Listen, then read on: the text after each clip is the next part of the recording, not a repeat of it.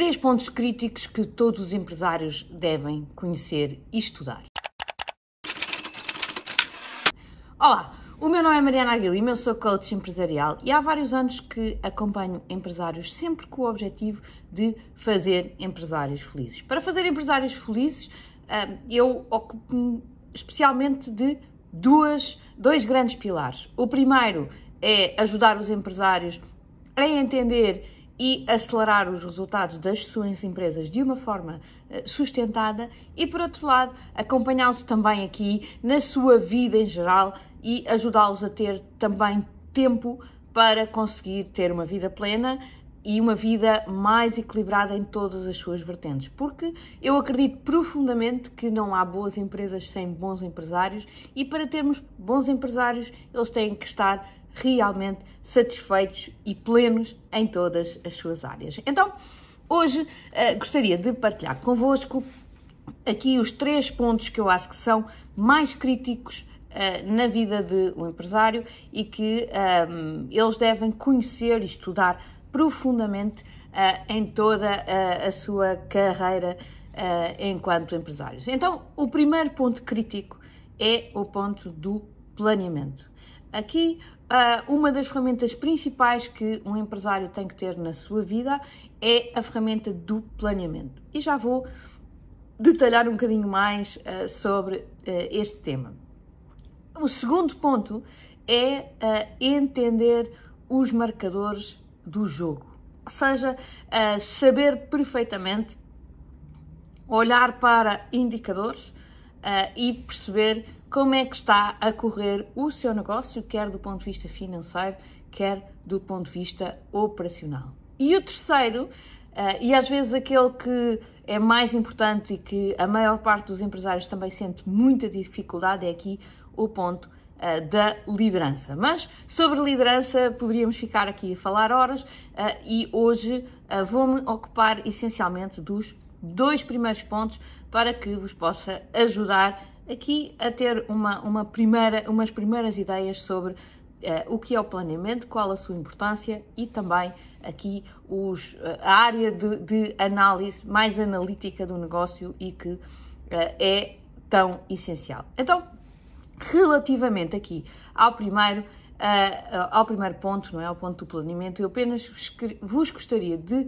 dizer que o processo de planeamento deve ser repetido trimestralmente e é um momento muito importante. Portanto, todos os trimestres deve haver um dia que é o dia do planeamento. E nesse dia é um dia que, dependendo do tamanho da organização, pode incluir a organização toda ou as lideranças da empresa, mas que é um momento profundo em que, se o fizermos com a devida profundidade, teremos certamente resultados muito melhores, ok? Então, o que é que inclui um processo de planeamento? Um processo de planeamento inclui aqui a definição do destino.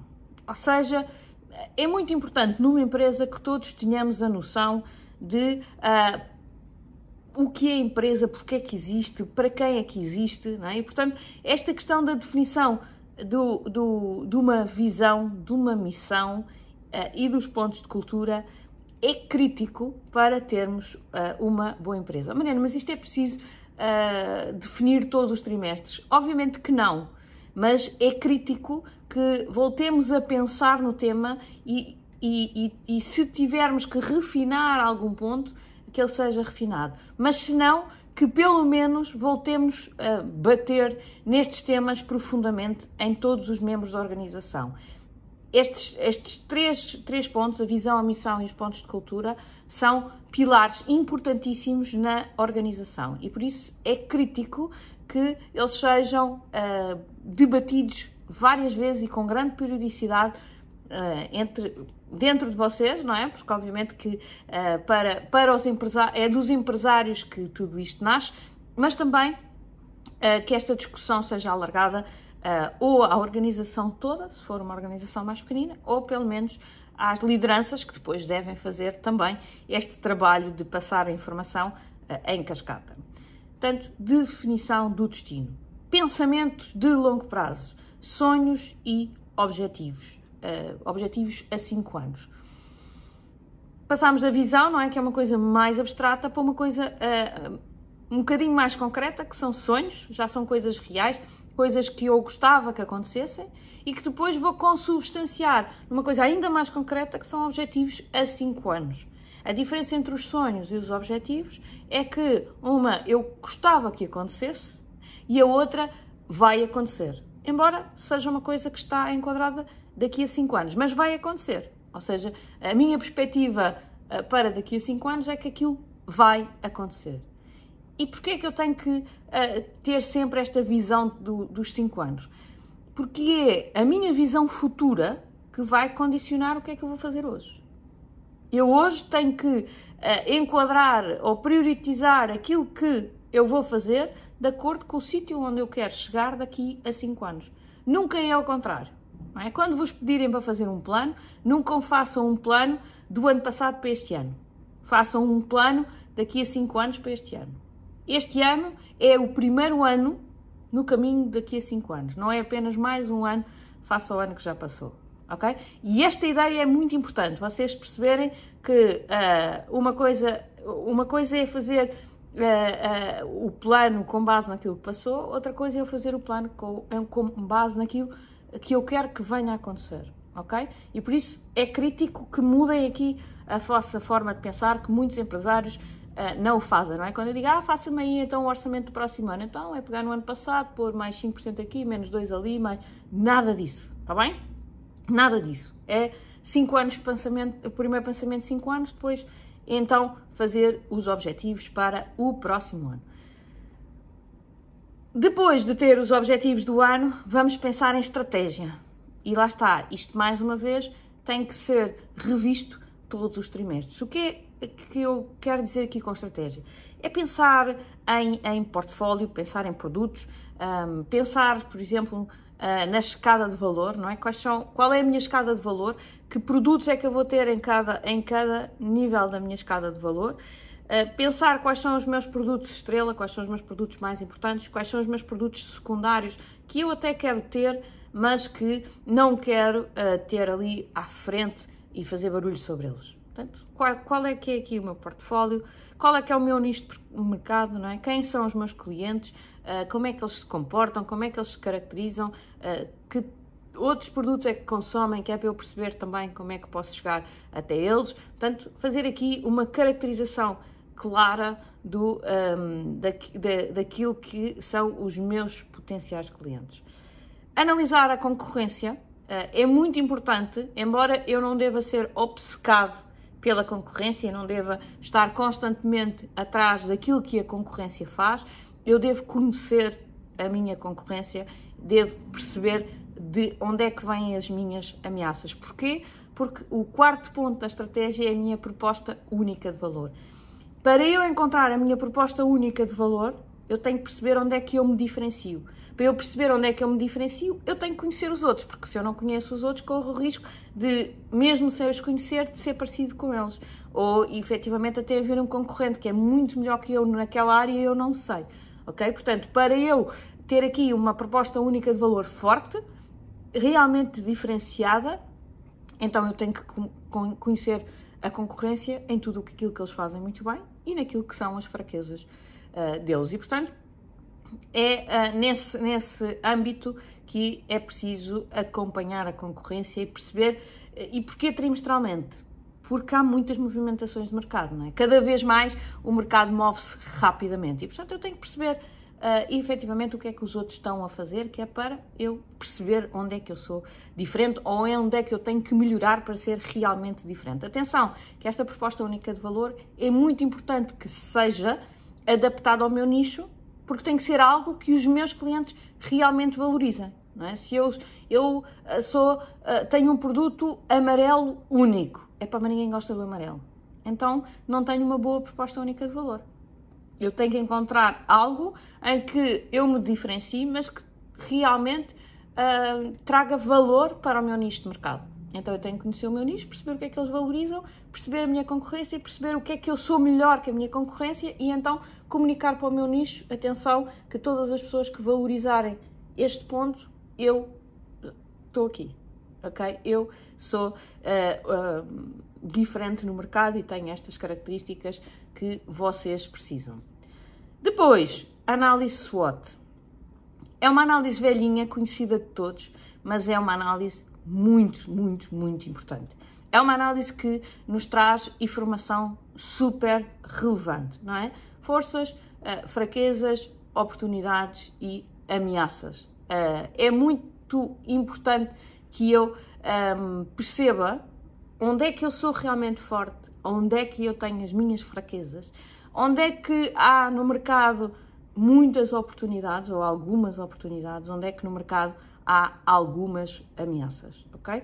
E depois devo olhar para esta matriz, fazê-la com profundidade, fazê-la de novo todos os trimestres com atenção, não é ir buscar o exercício que fiz há 3 meses e copiá-lo, é fazê-lo de novo com profundidade e depois então vou buscar o que fiz há 3 meses e comparo para perceber que alterações é que houve ou o que é que eu me esqueci de ver que tinha visto há 3 meses atrás, ok? Portanto, e depois de fazer esta matriz, pegar em alguns destes pontos, seja naquilo em que sou forte e tornar-me ainda melhor, seja naquilo que sou fraco e tentar trabalhar para não ser tão fraco.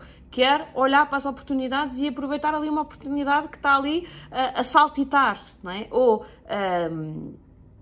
já que vi ali uma ameaça que pode ser grave, trabalhar ali na ameaça, mas depois de fazer a SWOT, identificar 2 ou 3 pontos que eu tenho que trabalhar naquele trimestre de uma forma direta e rápida, ok? A SWOT dá-nos muita informação super relevante, embora seja uma análise velhinha, eu acho que continua a ser uma análise muito, muito valiosa, ok? Depois, devo também, no início de ano, principalmente, fazer uma análise do ano anterior, fazer aqui perceber do ponto de vista operacional e do ponto de vista financeiro como é que correu o ano anterior, quais foram aqui as coisas que correram muito bem, que correram muito mal, porque isso também obviamente me dá grandes pistas para quando for fazer o novo orçamento e quando for fazer aqui depois aquilo que é o plano de execução do trimestre, ter aqui uma noção muito mais clara de, ok, eu sei que no final do ano quero chegar aqui, não é? Portanto, eu já tracei os objetivos para o ano, lembram-se, baseados naquilo no sítio onde quero chegar daqui a 5, e agora tenho que fazer o orçamento anual, quer dizer, ok, então para no ano isto acontecer assim, o que é que vai acontecer em cada mês? E eu devo ter ali realmente um orçamento, e um orçamento, lá está, não é só a parte financeira, também tem aqui a parte operacional depois associada, porque para ter determinadas receitas tem que fazer determinadas vendas, não é? E portanto tem que ter as duas coisas a casarem e a fazerem sentido. E depois tenho objetivos do trimestre e tenho o plano de execução trimestral. E estas duas ferramentas são muito importantes para que realmente eu consiga fazer aquilo que é tão importante, que é a execução consistente do meu plano. E para isso eu preciso ter este plano de execução que me identifica o quê, o quem e o quando. Ou seja, tenho uma tabelinha que eu digo assim, ok, primeira semana do trimestre, vamos fazer isto, isto e isto. Quem é que vai fazer? Um vai fazer isto vai fazer isto.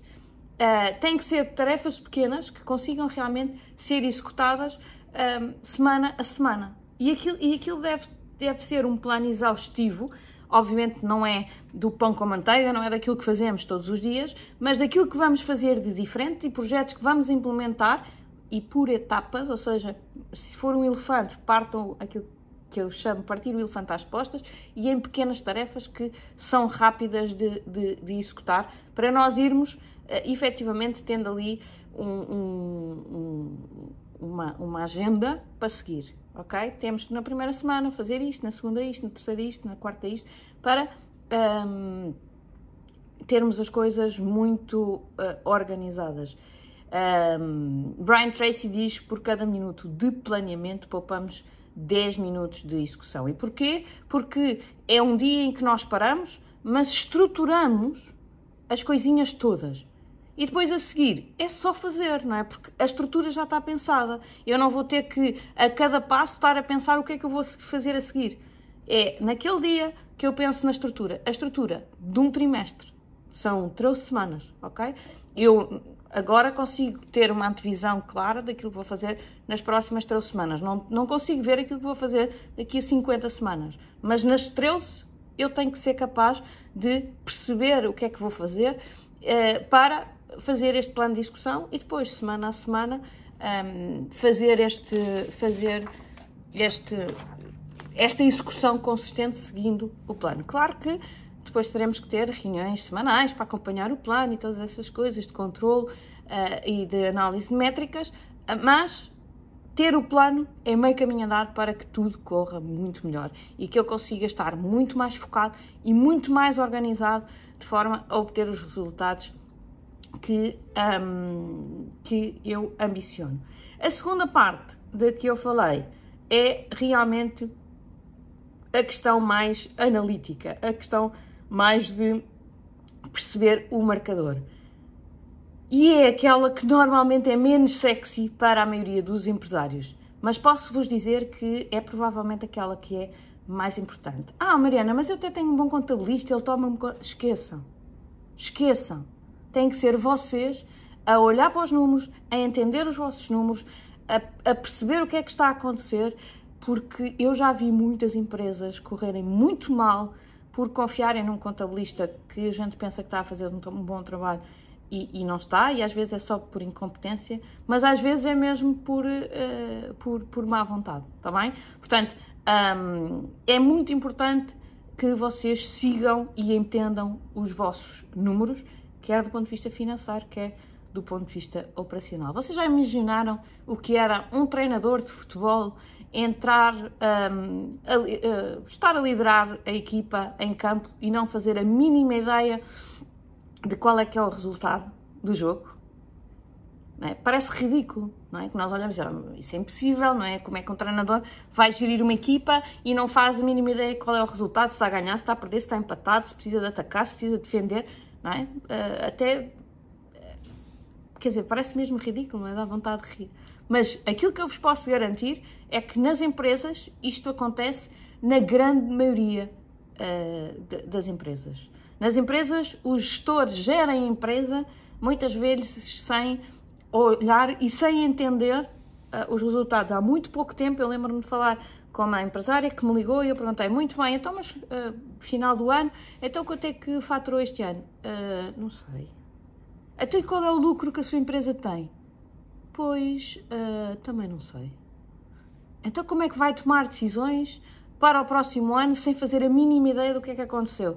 Não, mas a conta bancária está boa. Ok.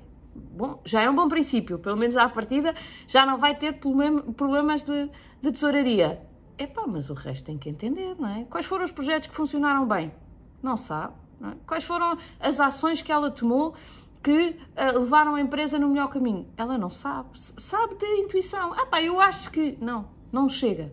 Precisamos de números, precisamos de coisas concretas, precisamos de indicadores que nos mostrem se estamos a tomar boas decisões, se estamos a tomar más decisões, o que é que precisamos de melhorar e o que é que estamos a conseguir melhorar todos os dias. Então, primeiro, indicadores operacionais. Os indicadores operacionais dependem, obviamente, de negócio para negócio e dependem muito também do estágio em que o negócio está. Não é? Se é um negócio que está num estágio em que precisa muito de crescer vendas, se é um negócio em que está num estágio em que precisa, acima de tudo, de ganhar mais produtividade, ou seja, de se tornar, de ter aqui, ser mais eficiente nos processos, se precisa, sei lá, de crescer mais em termos de equipa, depende do estágio. Mas vamos falar, por exemplo, de um negócio cujo o estágio é um estágio em que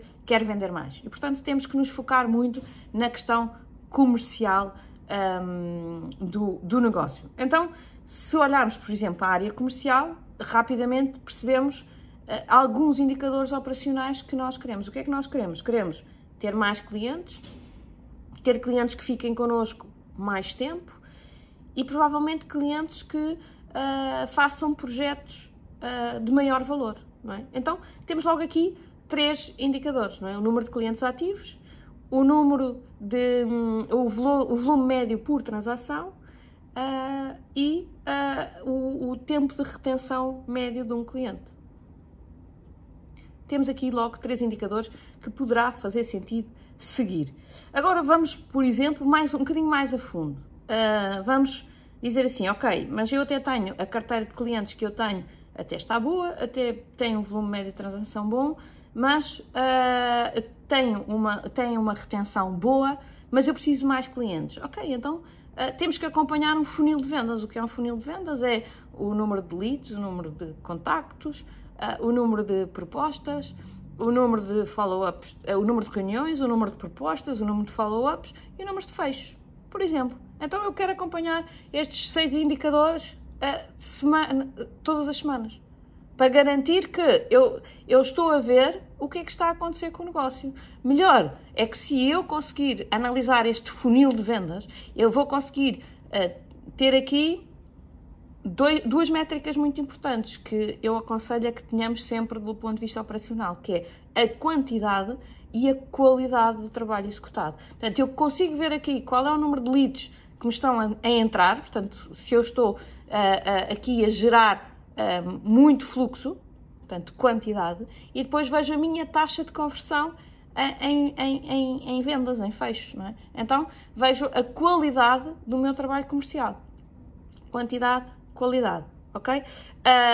E esta deve ser sempre a preocupação nos indicadores operacionais. Estes indicadores operacionais devem ser seguidos semanalmente, seja na área das vendas, seja noutra área qualquer que vocês queiram se focar naquela altura na vossa empresa, ok?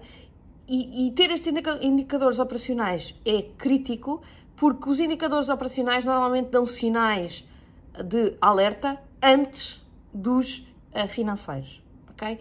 Os indicadores operacionais, por exemplo, se eu tiver a ter poucos contactos, eu vou inevitavelmente depois ter poucas vendas. Então, eu consigo ver que tenho aqui um desafio antes disso ter repercussão direta no meu resultado financeiro.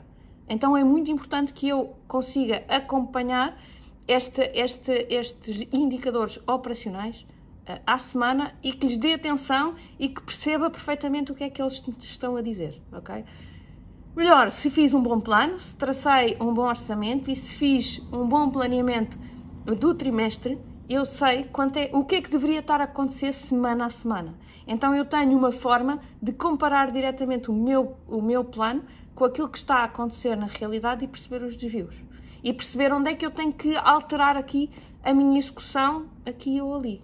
Okay? Portanto, indicadores operacionais de negócio são coisas muito importantes. Depois, obviamente, podemos ter aqui outros indicadores mais relacionados com algum, por exemplo, não é?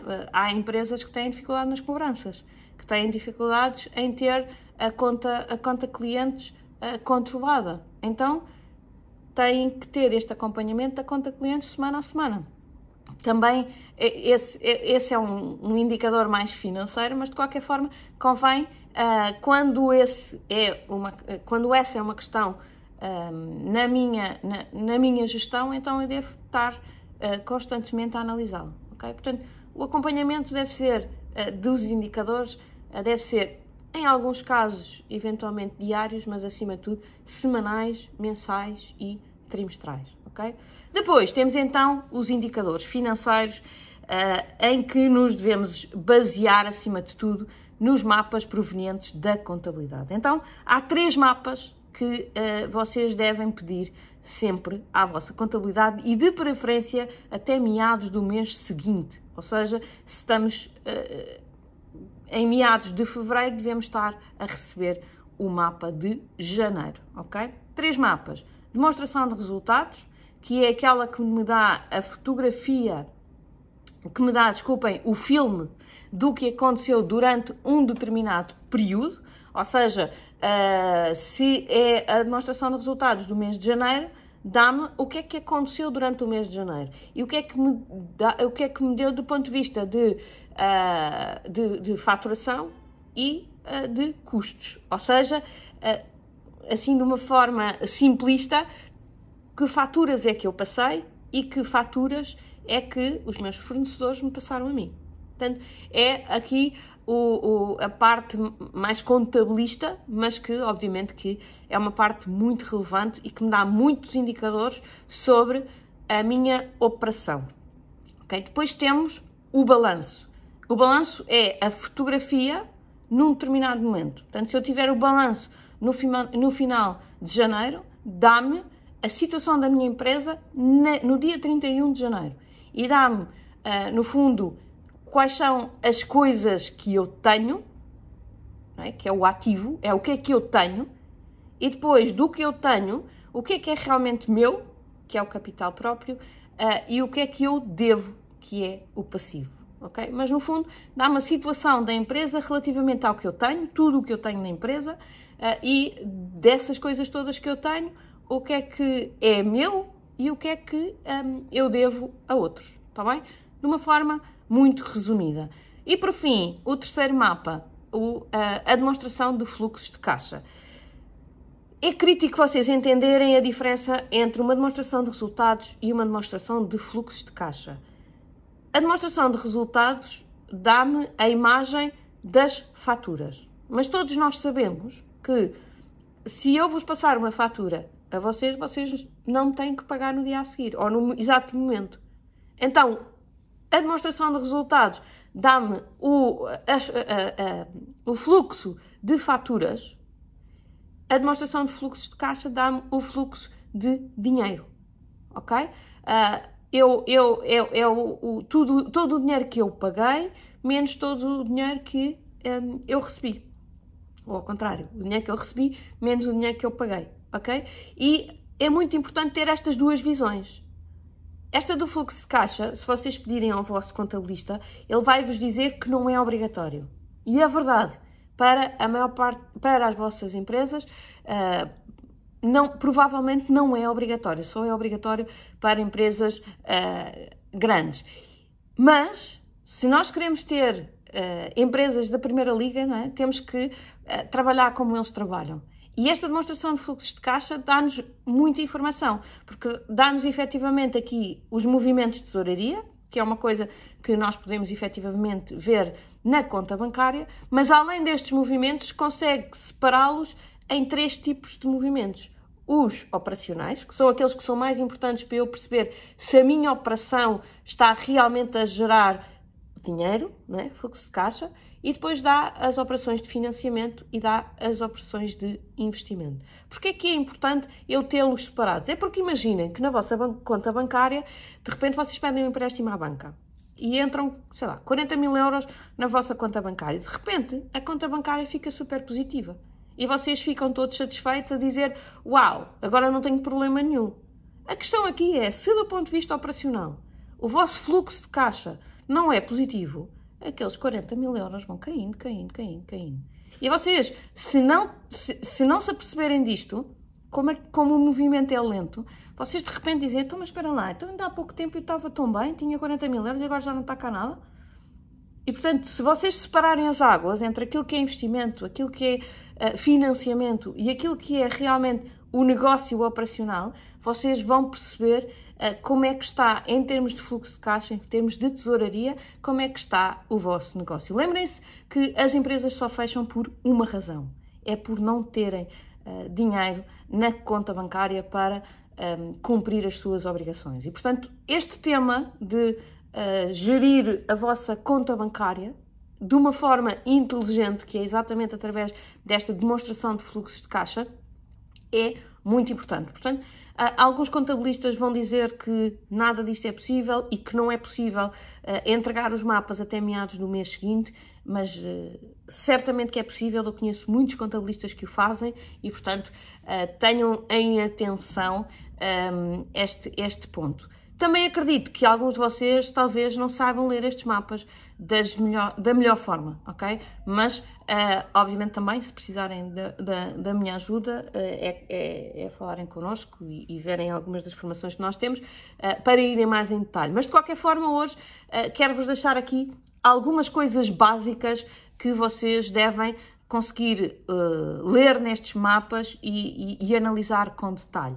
A primeira coisa é entender as vossas margens. No vosso caso, se for uma empresa de serviços, não tem obviamente aqui a margem bruta, porque não tem mercadorias, mas no caso das empresas que têm venda de mercadoria, a margem bruta é a venda da mercadoria menos o custo da mesma, não é? Portanto, aqui conseguimos ter a nossa margem bruta e que é muito importante para nós percebermos como é que está o nosso lucro, não é? Em termos de margem bruta, como é que está a evoluir e que condiciona muito em empresas de produtos. Em empresas de serviços, obviamente que esta margem bruta não existe porque não temos um custo propriamente da mercadoria vendida, é o custo da nossa hora que aparece noutras rúbricas. Mas não temos a margem bruta, mas temos a margem líquida. Ou seja, perceber, depois de todos os custos da mercadoria, caso haja, os custos do fornecimento de serviços externos, o custo com o pessoal, eventualmente outros custos que possam existir nas vossas empresas, qual é o lucro. E é muito importante vocês entenderem muito bem, de mês após mês, como é que está esta evolução do lucro. Até porque, muitas vezes, não é? E certamente as vossas empresas estão a crescer e certamente vão ter que contratar mais pessoas. É muito importante que cada pessoa que entre acrescente valor à empresa. E, portanto, quando eu olho para o lucro por colaborador, é expectável que ele também vá subindo. Claro que no momento em que eu contrato a pessoa, o lucro por colaborador pode ter ali um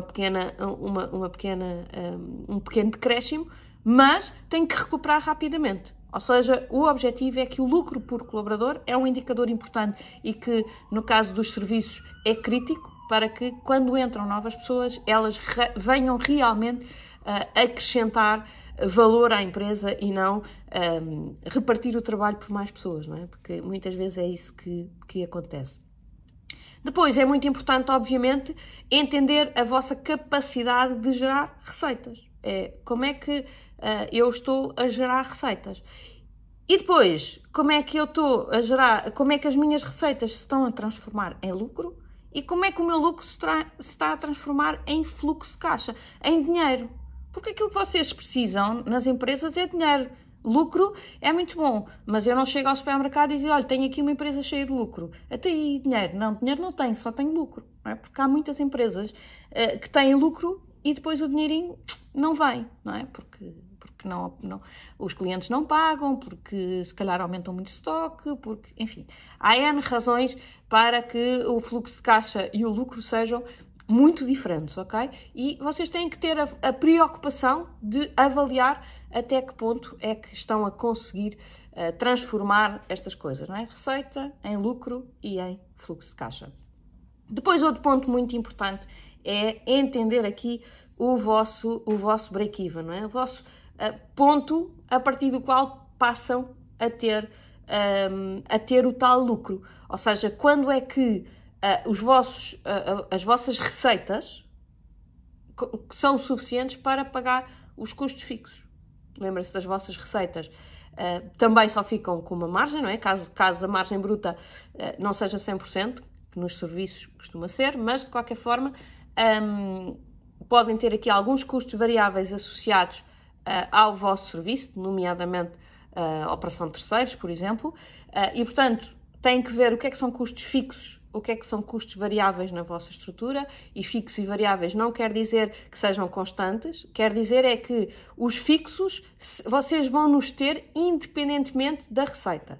Ou seja, são pessoas, não é? Eu tenho 10 pessoas na minha organização e, portanto, eu tenho que lhes pagar os salários, quer faturo, quer não faturo. É a renda do escritório, porque eu vou ter que o pagar, quer quer fature, quer não fature. E, portanto, perceber o que é que são custos fixos e o que é que são custos variáveis, não é? Custos variáveis são, por exemplo, imaginem que vocês fazem muitas coisas internamente, mas há uma parte das coisas que contratam terceiros. Só vão contratar terceiros quando o cliente vos adjudica ao trabalho. Então, este é um custo variável, porque ele só existe quando, efetivamente, tem uma adjudicação do trabalho, ok? Portanto, perceber esta definição de custos fixos e custos variáveis é muito importante e depois perceber que, ok, eu tenho uma receita, dessa receita tenho uma margem e esta margem tem que ser suficiente para pagar os meus custos fixos. E isto é o conceito de break-even. E é muito importante eu perceber qual é o meu break-even,